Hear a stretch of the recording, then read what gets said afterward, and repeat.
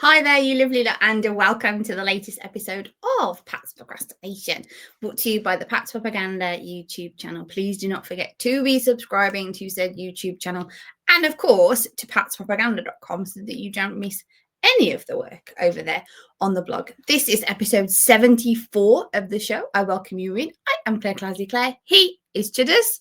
Chudders, how are things with you? Things are grand. Thank you, Claire. We're 10% better again this week, would you say? Would you say that Drake Bay's more than 10% better? I don't know if I'd say he's 10% better than last week. I'd say he's more than 10% better than last year. Yeah, he's on his yeah. He's ascended greatly this year. I would say. I don't know if you want to graph this. I need to do it the other way, don't I, for the camera? I think that he started off around here at the end of last season, and we were hoping for a spike. But first game of the season, it was about the same, if not maybe even slightly worse. But since then, it's risen. Is the identity of this team a slow start and then a significant increase? Because it feels like each game bit of a slow start, but a significant It seems increase. there's a pattern of they're going to score the first drive, possibly even the second as well.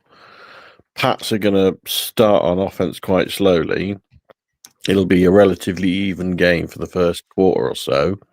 Yeah. And then Pats are going to shut them down defensively and blow them off offensively, and it's never in doubt.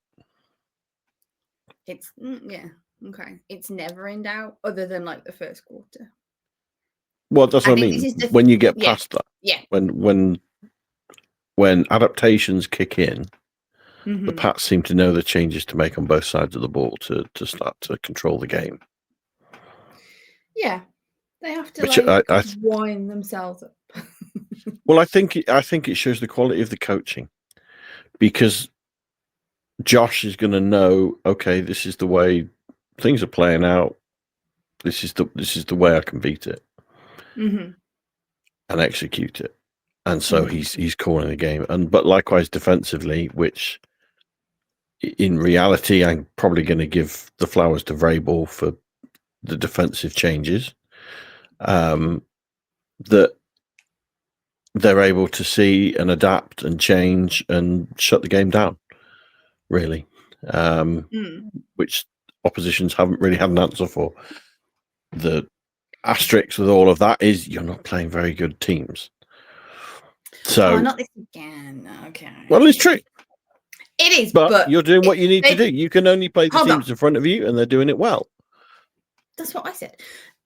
To be fair, only half of the Cleveland team isn't so good. They've got one of the I don't know if they've got the number one or one of the top defenses in the NFL currently. So your offense was pitted against one of the top defenses.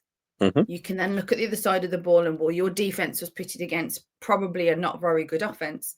And the one thing that they didn't do great was, once again, coverage of tight ends.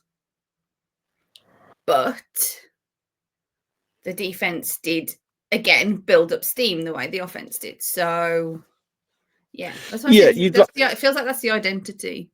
You'd like to think pretty much if they kept any team to 13 points, the Pats are going to score enough to win. Likewise, scoring 32 points against anyone, you're not necessarily guaranteed a victory. There's some high-scoring teams out there, but you're definitely going to be in a game. You'd like to think then. And so that's what they're doing comfortably, like you say, against a very good defense, against an offense that tested you probably more than it should in some ways, but you did the job. You absolutely did the job. The one, and I was going to ask you about this later on, but maybe this is an appropriate time. One of the feelings I got for 20 odd years, the dynasty that was the New England Patriots, realistically, it was all about two men. A lot of the cast changed through that time. They had stronger defenses. They're not so strong ones. They had strong running games. They had a few top receivers, top tight ends. The cast changed throughout those 20 years, but there was two consistence that made you think whoever we're playing this week, wherever we're playing them, whatever's on the line, we're going to be in this game? The coach and quarterback.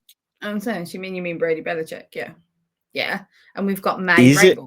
So that's my question. Is it starting to feel like Vrabel seems to be the guy saying the right things, doing the right things, and May seems to be the guy on off. He's the serious weapon on offense that can do what you need to do. Does it start to feel like, in reality,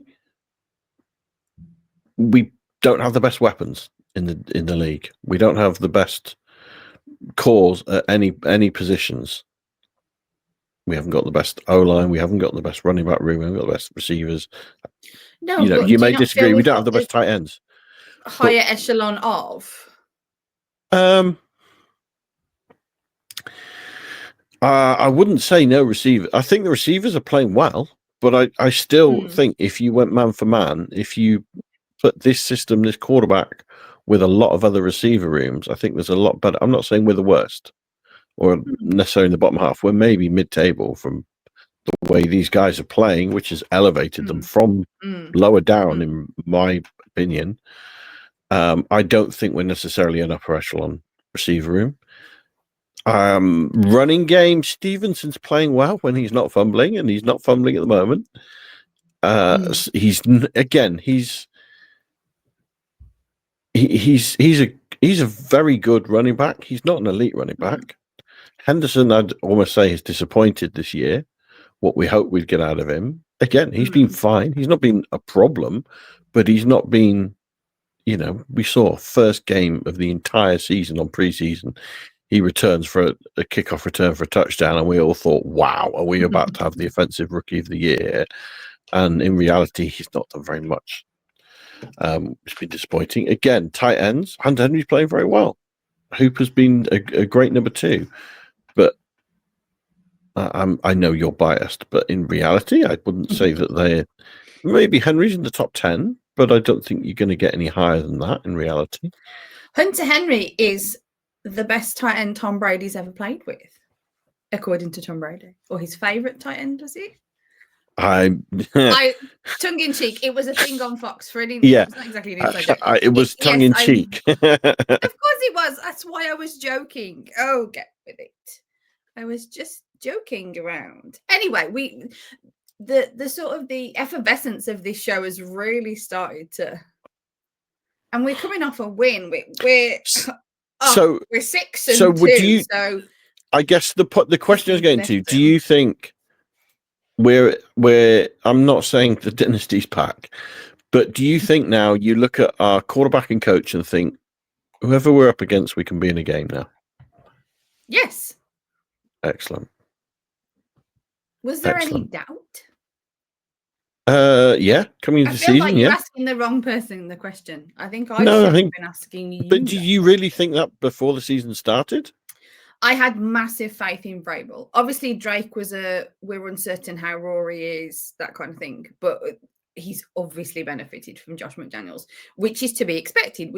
I don't think it was unreasonable for Pats fans to expect McDaniels to be good for May type thing. But I had massive confidence in Vrabel. And what I have seen, if we're talking like all this kind of crap going on, yeah, my opinion of Vrabel just...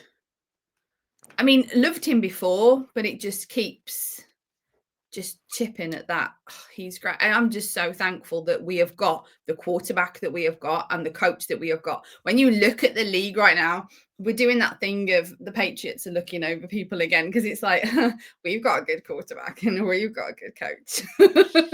Feels a bit smug now again. So on your smugness chart then, are you thinking... How the hell did the Titans let this guy go?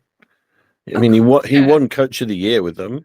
He didn't have as great a season, but are you thinking, how the hell did they let him go? Are you, and maybe you were thinking this at the time, but are you thinking, how the hell did the Bears and the Commanders skip on Drake May? Well, not exactly, because it kind of felt like it was a given that they were taking those guys because they fitted their situations, their systems, whatever. And Drake May was more of a Patriots quarterback sort of thing, the way that we expect them to run, that sort of thing. So I can't really say that thought has hit me. It's probably true. But would he have been as successful under those coaches? Would he have been this successful without Josh McDaniels? Would he have been, there's it's just the chicken and the egg situation, the whole Brady Belichick thing, which we're not going to go into because I know it's so controversial still. So let's just glide over it. But I'm just saying it's one of those. I think it was. No. You aren't allowed to talk about it. It's vetoed because we won't have any show left to talk about the game. So you can talk about that another time. You can do a solo Pat Procrastination, Chudders' Thought Show. But no, my point is, it's always that thing of, would he be the same if he was elsewhere? You can never ever know that. We can never know that. So no, I'm just smug, happy, love it. I love my quarterback. He was who I wanted in the draft. I wanted no part of the other two anyway. So he was exactly who I wanted. And we now have exactly the coach that I want. So yeah, that's that. A bow on that. So anyway, goods, bads. Do you want to do the goods first or the bads first? No, you like to structure this the way you like to structure this, Claire. What do you want to talk about? What was your goods? We don't have structure. We have chaos, but we have structured. We have structured chaos. I love it. That's my contradiction.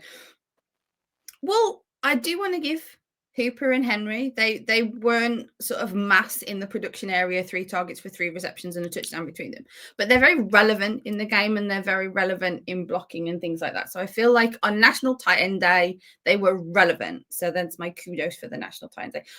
I said to you during the game, Hollins, he would make my good list. He had 7 targets for 7 receptions and 89 yards. And I'm really starting to really, really like him. The way that he plays. The way that he plays. Physical.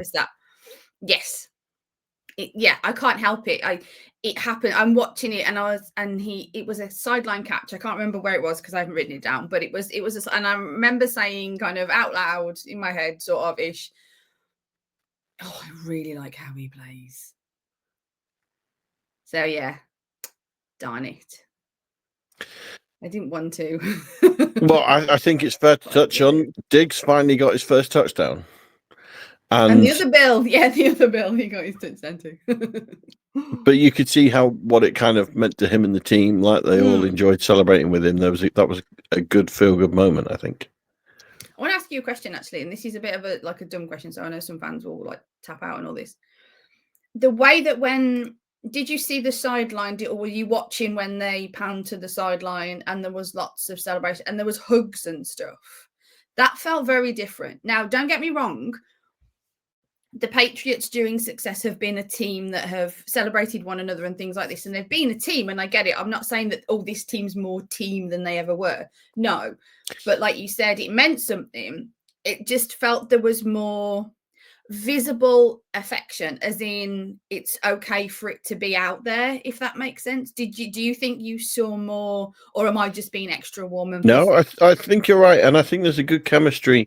I think the way they're able to, for want of maybe a better phrase, bro it up or something, that really should is probably more than we've seen in the past. The other thing is, I'd certainly say it's more than we've seen in the last 2-3 years. Well, it's going to be, and so exactly, it will come along with success, because we're not just. The reality is, we're not just celebrating one touchdown with that sort of thing. We're celebrating winning football. If it was 32-13 and the Pats were losing, and Diggs get his first touchdown, they ain't celebrating like that. No, it's, you know what, we're playing well. We're a good team. We're going to take our little wins as well as our big ones. Yeah, I think it's good. I like that. I like that very visible. It is all of us. We are really invested. It's nice because I suppose because the coach is how the coach is, so that the sort of the off-field dynamic that he's creating, the atmosphere that's being created, is obviously a different place. But yeah, I really like that.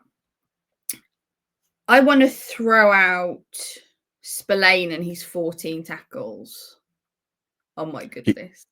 He's becoming that tackle monster that we all thought he was going to be. See, Again, he had a more quiet start to the season. Yeah. Slow start to the season. But no, he's starting to look like that linebacker that the Pats need, isn't he? And do you love that? Because I know you're a linebacker guy. No, I do. I mean, mean you can't always not love it, but yeah. Yeah. The only thing I'll slightly say is the O-line isn't producing as much as I thought it was going to coming into the season. I thought we could. Sorry, not the O-line, the D-line. I thought we could genuinely have one of the better D-lines in the league. Yeah. With the way that could be set up, and they've not been bad, but they've not. I don't think they've put as much pressure as I thought they would on the quarterbacks, and we're not getting as many sacks, tackle losses, etc. And so I say that in relation to playing because essentially your linebacker is getting a lot of tackles because he's needing to step up to make the tackles because your D-line isn't getting sacks and the tackles in the backfield, with the runners and everything that you'd expect. One point on that is I haven't heard anything that gave the full reason, but Barmore wasn't in for the first quarter.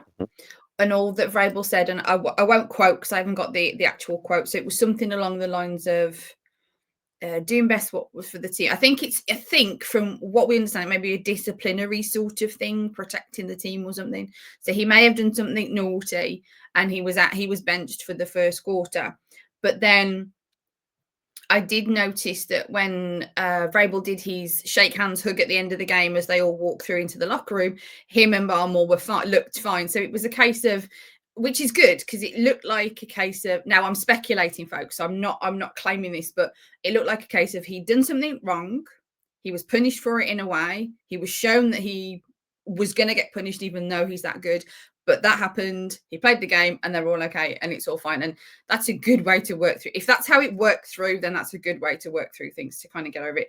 And on that consequence, it was the first quarter that the defense let the Browns score. So he's obviously a pivotal piece. Now, I'm not saying that they scored just because he wasn't there. It still feels like that this is a team that does wind up into a game anyway.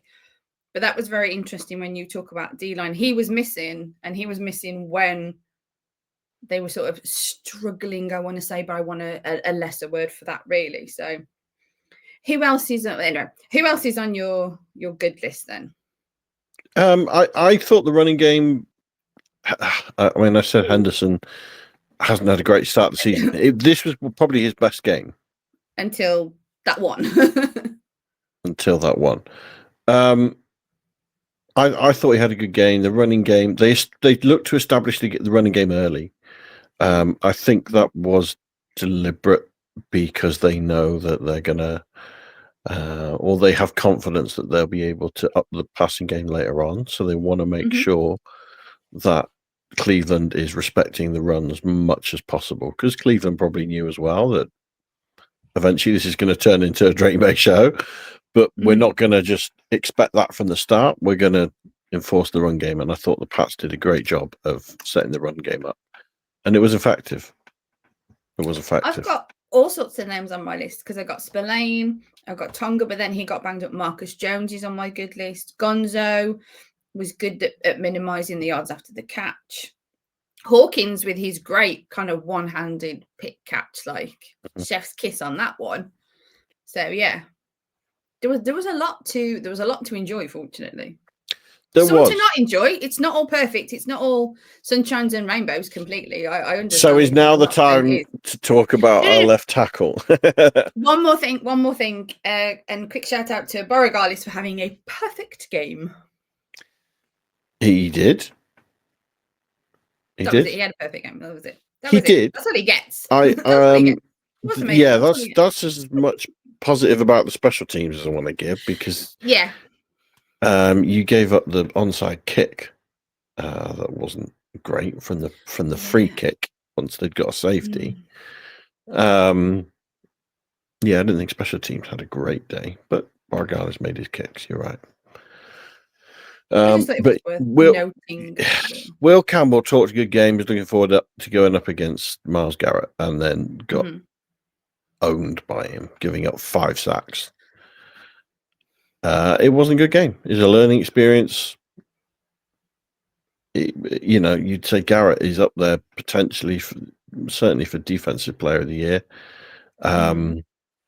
He had a monster game. He's absolutely elite defensive end or outside linebacker. He's an absolute monster. But it wasn't a good game for Will, sadly. No, but it's his 8th game of this first. Yeah, it's gonna be his first NFL season, and he was up against possibly one of the best. Yeah. And he had weaknesses. Just gives him something to work on. The other thing is, Garrett is one of the top in the league for a reason, so he can beat guys. Yeah, and your guy lost. There's no shame in your guy lost. He had a bad day. Exactly. Like you seem reluctant to admit that. You want to give it caveats or whatever. No, our guy had a bad day. But my caveat then. Don't say but. Just say he had a bad day. Yeah, he had a bad day. He had a bad day, but I'm not going to kill him for it, type thing. I'm not going to kill him, but you'd like to think. You know what I mean? No, but again, you'd like to think the Pats are going to play more meaningful football down the stretch. Potentially, they're going to play a playoff game. Realistically, that's probably starting to enter into our expectations now. You'll be playing a playoff team. We don't know who that is yet, where we'll be seeded, etc. You're likely to come against a top defensive end then. And Big Will has a chance. Hopefully, exactly. He's got probably 8 games till that happens. Let's hope he doesn't play like he did yesterday or Sunday. Or they just nothing to worry about, is there? Sunshines and rainbows. No drama. Yeah. The disapprove. Oh, the disapprovement in his tone, folks. My homework's getting an F by the sounds of it. What else has pleased or disappointed you, Claire? I think we should. Well, Booty's catch was really good, but I think we should the O-line and things, and the one thing that did happen in regards to the Cleveland offense being successful and things like this. Funny thing was, they did quite well at shutting down Jerry Jeudy because I only heard his name once, and when I suddenly remembered, oh yeah, he plays on the Cleveland Browns. I completely forgot, but they weren't as great at containing Njoku and Fanning. That the defense is still not doing super duper at the tight end coverage. And I don't know if I tweeted it. I don't know if I replied to somebody's tweet or something. Might have messaged you as well, probably, because that's normal, saying I can cover tight ends. Tap me in on D, coach.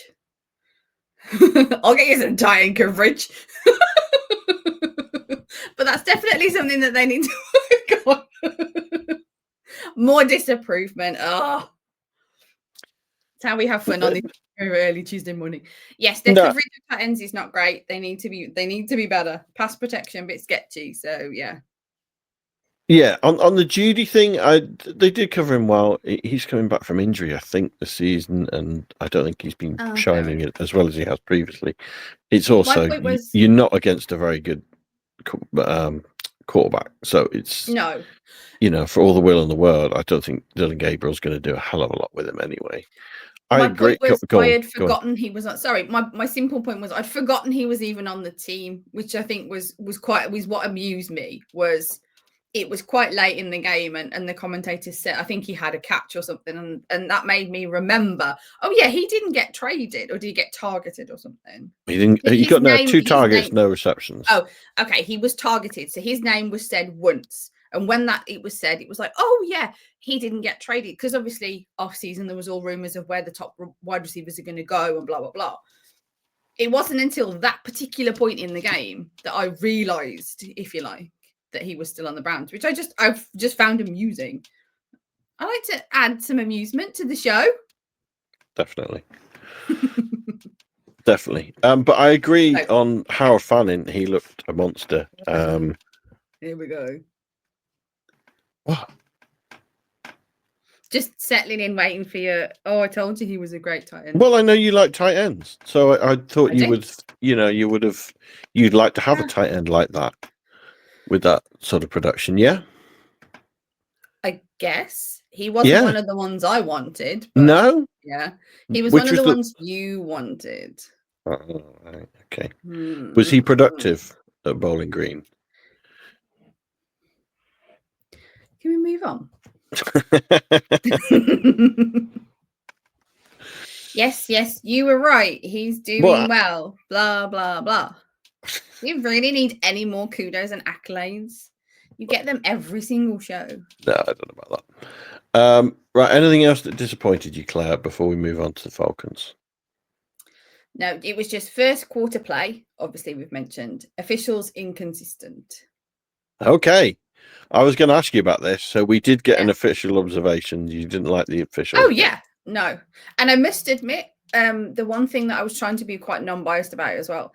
In the first half, they seemed really crap against the Patriots. And in the second half, there was a couple of things that they didn't call that maybe they should have, that would have been in positive for the Browns type thing. There was one or two. I can't remember exactly. I just know that there was something that it's like, oh, if that was called, maybe that should have been called sort of thing. And it was like, they're not very consistent.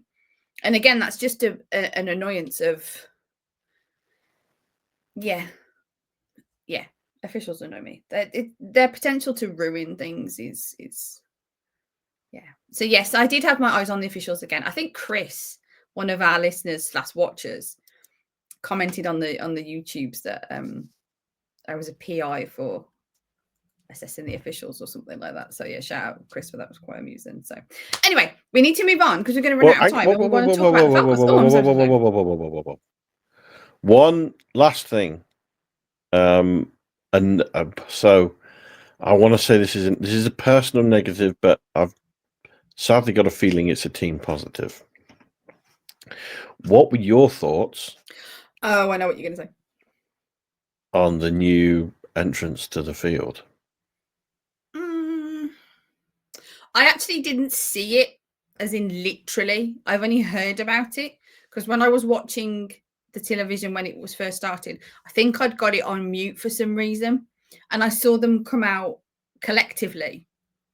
So they didn't come out every single one singly, did they? Just the starters on offense.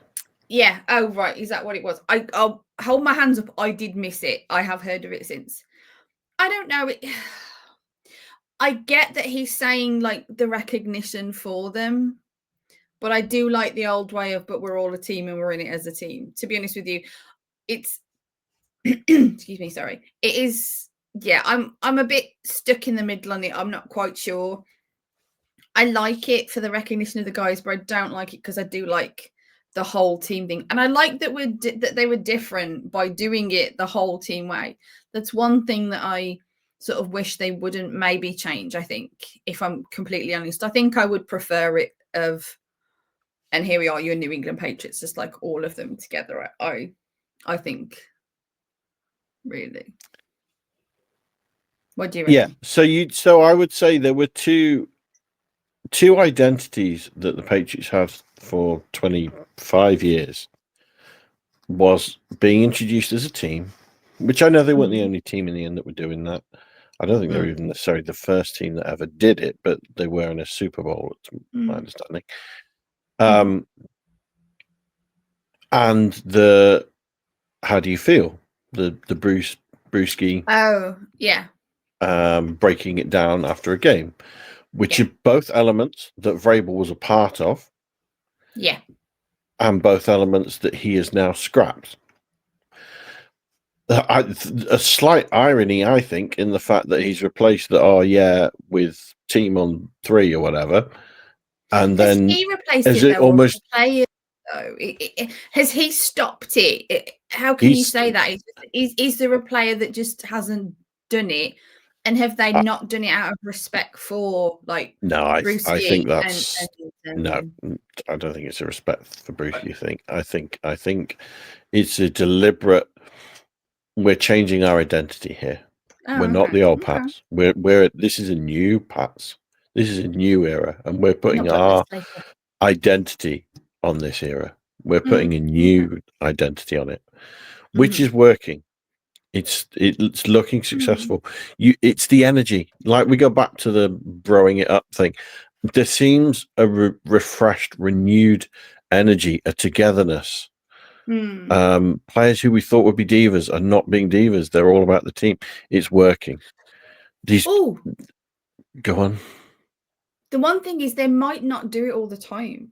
Just because they've done it the coming out thing, not the that's a separate. It feels a little bit of a separate entity, but the coming out separately / as a team he might switch it up anyway.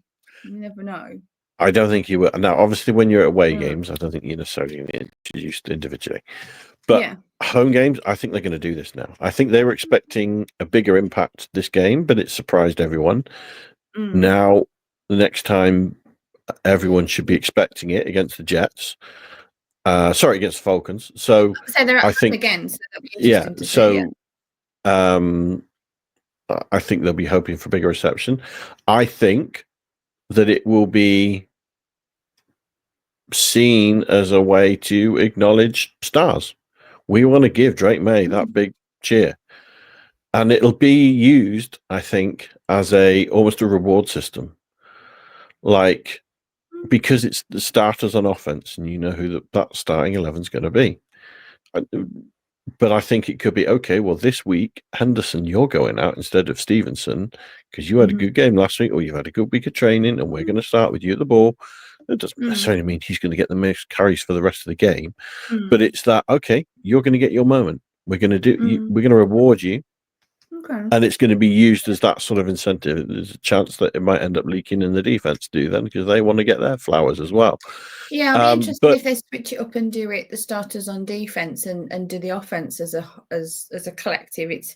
It's something that I see your it's going to point. be used as a tool. It's going to be used, and it is being used as a tool for bringing that team closer together, getting them pointing in the right direction, the whole chemistry that's there, and it's looking successful. There are two elements that I never wanted to see the back of. I forever wanted to see the Pats come out as a team.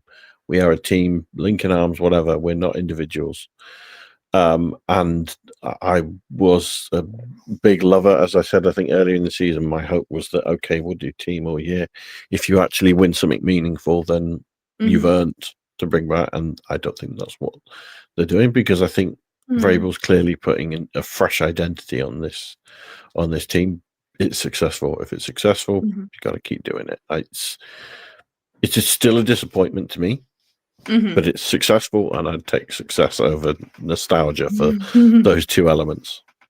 Oh, that surprises me no end completely. So So let's quickly move Falcons. on to the Falcons. They are 3-4, coming off a loss. Now, when they were on their little winning streak in weeks 3 and 4, and then 6, it was a bit of a I wasn't sure. But then Penix, I understand, injured, and I felt so bad. Kirk Cousins is so lovely, and he's like would have been one of the top backup quarterbacks, and he did not play like a top backup quarterback, unfortunately. Oh, felt so rough for him. He's so lovely. So I don't know if I'm less concerned now than I was. Well, I think Drake London. Well, Drake London didn't play at the weekend. I don't know if he's going to be active this weekend or not. But he's obviously probably the top receiver. Him not being part of it helps, certainly. I'm not sure about Michael Penix. I don't know if they've released whether he's going to be playing or not. Yeah, they haven't. I think he might. As we recorded this, but he was limited. Yeah, we'll see. We'll see. I don't know what the rest of their schedule is, and whether that might play into when they want to rest these players. I don't know when they've got their bye week or things like that. Whether they think, you know what, let's not risk it and let's get them 100% healthy, or whether they see this as a moment of, no, we're going to need our top players to try and beat this Pats team. Let's get everyone out there we can do. But you'd like to think, even if they're out there, they're maybe not going to be at 100%. Yeah, So what's your I've prediction, got Claire? yeah, I've got the Pats winning 31-13. I did have 13 again. 31. I did have 31-10.